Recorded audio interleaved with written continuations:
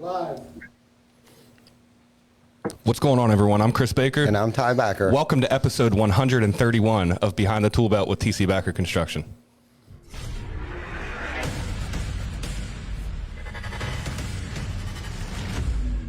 TC Backer. Roofing, siding, windows, gutters, solar. Roofing, siding, windows, gutters, solar. TC Backer, TC Backer.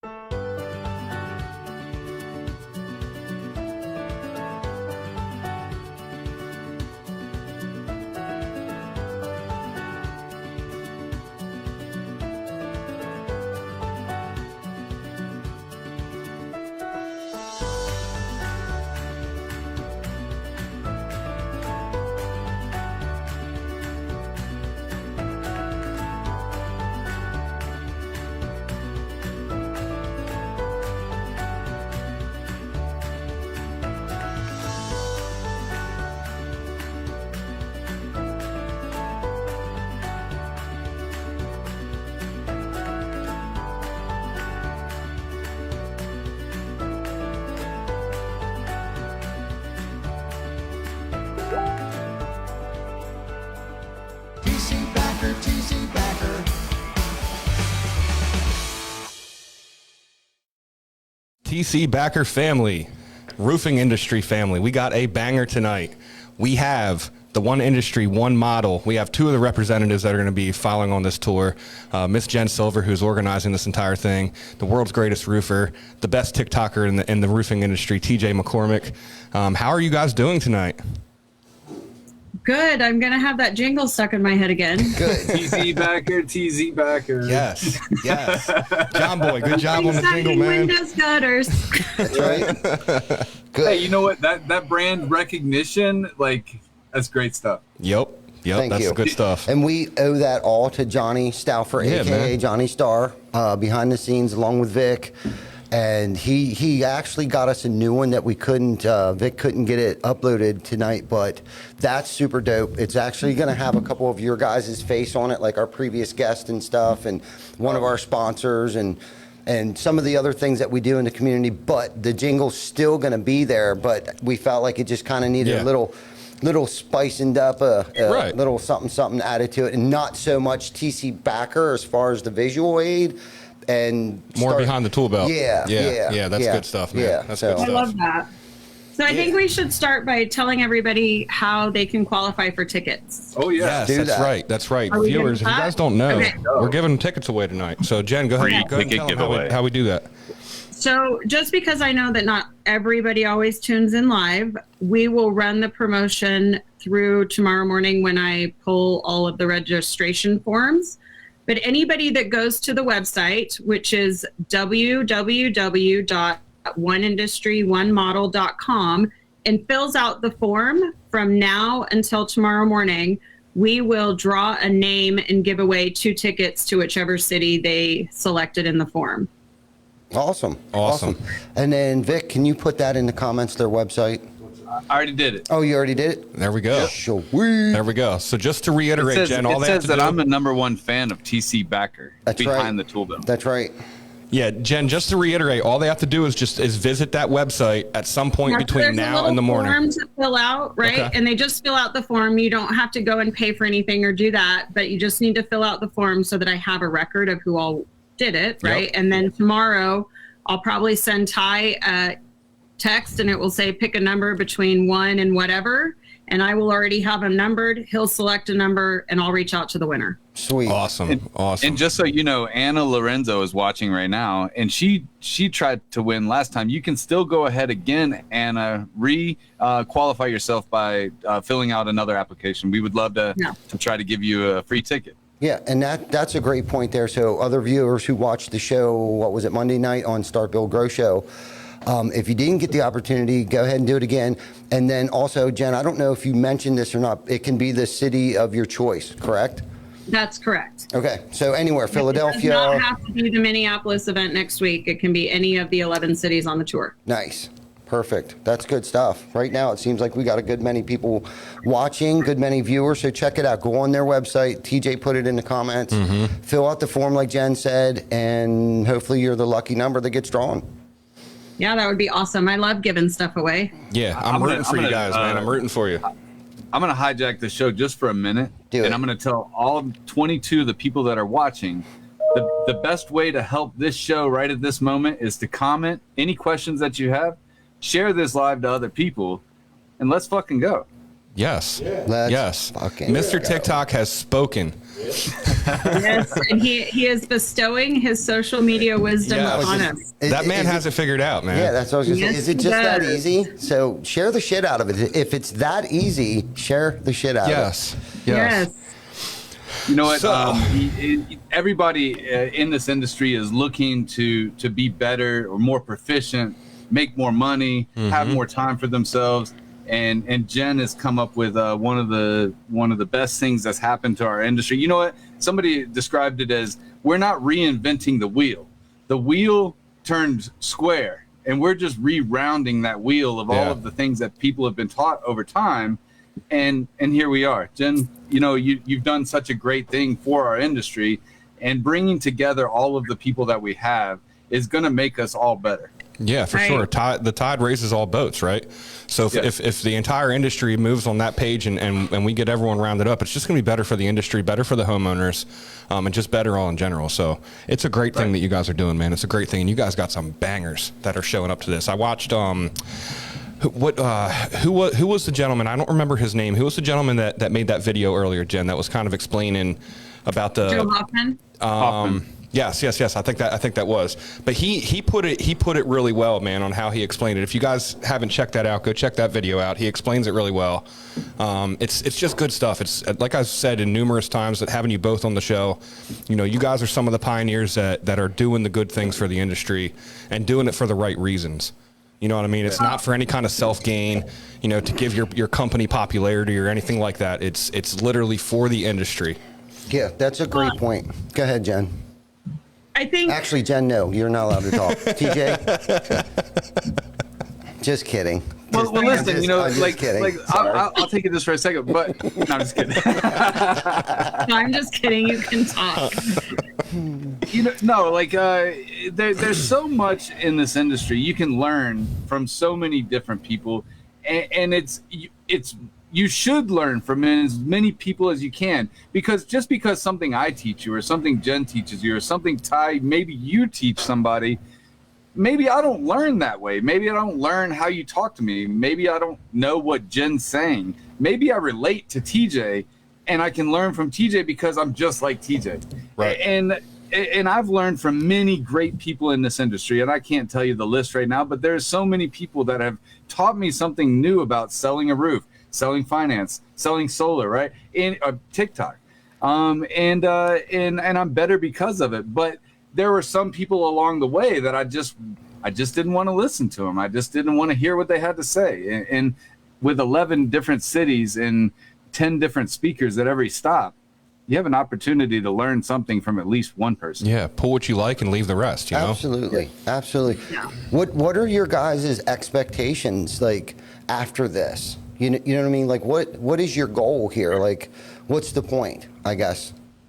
So, you know, I think when I first started speaking a little over a year ago and I looked at the industry, I knew that it was broken, right? Like there's a lot of things going on that, you know, people going out of business, you know, significant accounts receivables, fraud. And I thought that it was all related to the insurance proceeds model, right?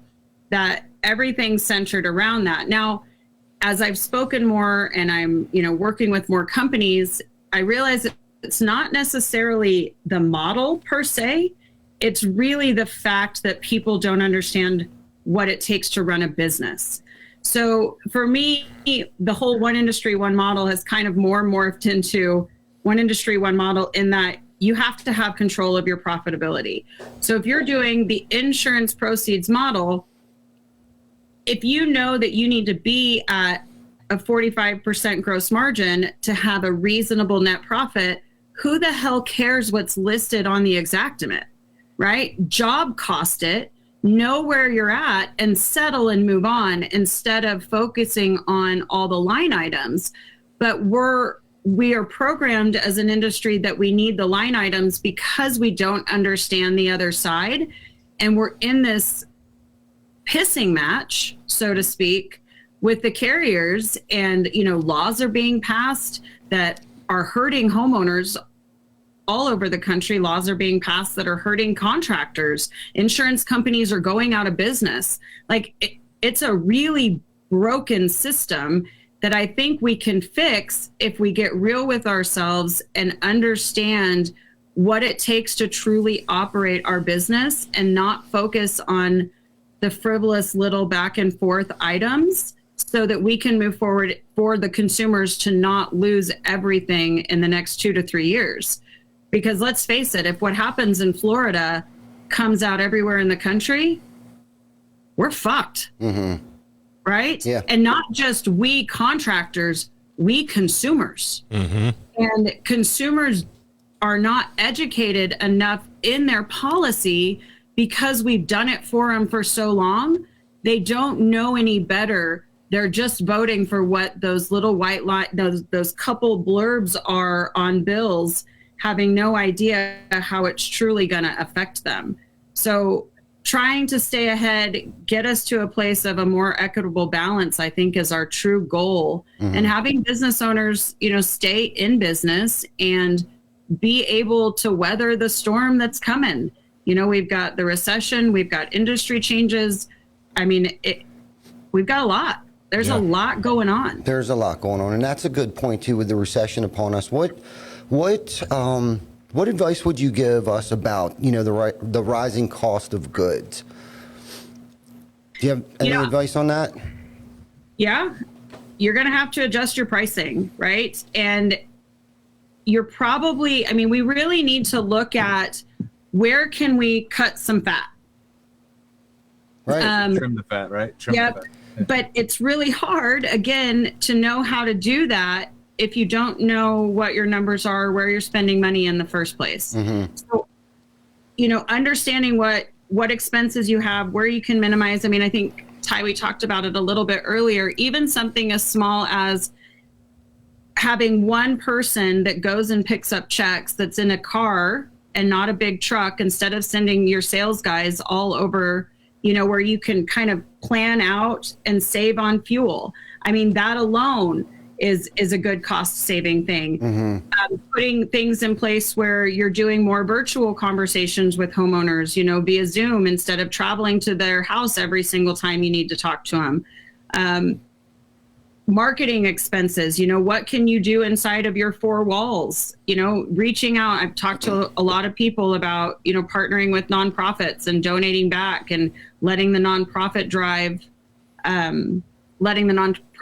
the marketing and instead of you driving the marketing. And when you do something like that, now it's a direct cost, mm-hmm. right? You're only spending the money in the donations when a roof is sold. So it's a huge benefit, and it's a different way of looking at it. Pay-per-clicks are going up significantly. The cost per lead acquisition is going up significantly. So we have to get more creative around how to trim the fat. Thank you, TJ, not cut the fat, but whatever. I like cut the fat better. Perfect. Yeah. It's all good. Whatever. Yeah. But you have to know where you can, right? And the hope is that we don't have to ever do it in salary. And the hope is that we don't have to do it in those necessary things, and that we can stay ahead of it. Because yes, value matters. Trust matters, quality matters, but when you're in the middle of a recession and people don't have money, mm-hmm. I think we're going to get into a place where price is going to matter more. Yes. And it's going to matter more than it has in the past. We're just having that conversation, Ty. Yep. Yeah, and that's a great question. TJ, I got a question for you. So do you think homeowners are going to give a shit about the value and the warranties, or is it just going to be a price point? Do you think it's going to get to that? Yeah, let me go back just a second, if you will. Go for so it. Today they released a third revision today, saying that the economy shrank 1.6% GDP in the first quarter of the year. They're saying that the second numbers are going to be released July 27, and then we're officially going to be in a recession if the economy shrank again. Now, to go to your point about whether or not a homeowner or a business owner is going to care, yes, they're going to care. But roofers or contractors or whoever in business is selling a product are going to have to show the value of the dollar that they're spending. Now, a lot of time is spent in roofing or contracting going over product materials, going over labor, going over what we're going to do, but it doesn't break down dollar for dollar what a contractor is giving a homeowner or a business owner. And I really feel as if the conversation is going to shift as to when a homeowner doesn't have a deductible to pay for their storm-related damage, or they can't come up with the money to pay for a financing even, that conversation turns to what do we do now, right? Yeah. And just to my point with Dimitri, when I was talking with him, my thoughts are, I always say a roofing company is going to go out of business in 5 years. That's 95% of them. But he even said now it's 2 storms and you're out of business. How many COVID put over 50% of the businesses in Colorado, roofing businesses, out in 2020? Wow. How many more are going to go out with the recession? Yeah. Right. Well, I think it's about our willingness as an industry to evolve and adapt. And we're not super good at that, right? Like that is probably one of our biggest opportunities as an industry is technology is coming. Yeah. Okay. So whether, it's an e-commerce platform or, I recently learned of a virtual roofing company that does everything virtually. And they, pretty much are able to sell at cost plus like maybe 10%. And it's convenient, it's easy, it's quick. We have to understand that those things are going to happen, and homeowners are going to gravitate towards those types of things because they are a solution for what they need right now. And as an industry, we have to figure out if you're going to stay in business as a contractor, as a roofing contractor, you're also going to have to adapt and adopt new practices and processes and procedures to evolve. There's big roll-ups going on. I mean, there are acquisitions and mergers happening. There are, and just people that are done. Yeah. And that's a good point, because I think what a lot of people don't understand during like a correction, because I don't like to use the word recession or any of that bullshit, but during a correction, what happens is it's called the transfer of wealth. Okay. And right now, I know as TC Backer team and family, we've had many discussions over the past several months.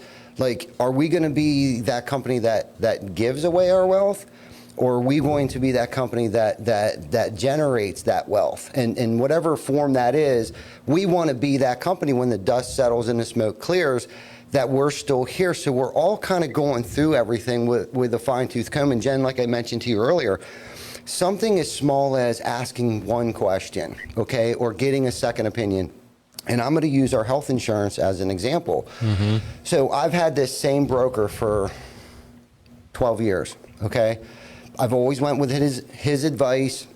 He hit me again with another 7% increase, and I'm just like, wow. It just went through the roof. We have more people here working. So I got a different company involved, and I had them requote from a different insurance company. They came back $9,000 less a month. Okay. Awesome. Just because I had to advocate for myself, because nobody else is going to do that. And sometimes we tend to rest on our laurels, which I'm sure he did. And he's a friend of mine and I trust him. So I took that back to him. He ended up actually saving us another $3,000 on top of that. So we're saving $12,000 a month right there by just questioning things like, hey, this doesn't seem right to me. We went with a different company. And see, I'm a creature of habit. We've been with Aetna for 5 years, and that was hard for me to switch from a different carrier, because I wanted it to be apples to apples, not apples to oranges, as far as the deductibles go, the copays, and all of those things. But not only did we save everybody money each month, but also when they go and visit the doctor's office, we were able to actually save our individuals money as well. So as an entrepreneur or a leader in a company, these are things that we have to do sometimes to step outside of our comfort zone and start asking questions, and not necessarily break the loyalty of the people that we've been in business with, because ultimately at the end of the day, you all are my responsibility. He isn't. Yeah. You know what I'm saying? And it's difficult. And there's so many things that we have found over the past 4 to 8 weeks that were just more so, they weren't necessities. They were just, they were what's the word I'm looking for, Bake? Help me out. They were comforts. We Yes, didn't need yes, them. yes. It wasn't a necessity. It was just like we rented an Equipter for a while. Yeah. Okay. Is that a necessity? Is it cool? Does it make things a little bit easier? Yes, but it didn't make sense to have that overhead each month. Haul the frickin' same old trailer out there that we've used forever. We have a catch-all. It still looks cool. It still cleans up well. You know, keeps things protected. You don't need the Equipter, so it was like we didn't need that. So right there was $1,200 a month. You know, all of these, you know, they don't have to be big savings. It can be $250 a month, but $250 a month is $1,000. Yeah, that's someone's salary. You know what I mean? Yeah, right. You can end up saving a salary for a year. Right. Just on that. Right. So my math, I think, was off there a little bit, but anyhow. But I get the point, man. It I was get the point. for 250, Yes, not yes, 5. yes, Yeah. exactly. Yeah, so it was, yes, 1250. But it all adds up, you know, and I think a lot of people don't, you know, especially getting early into business,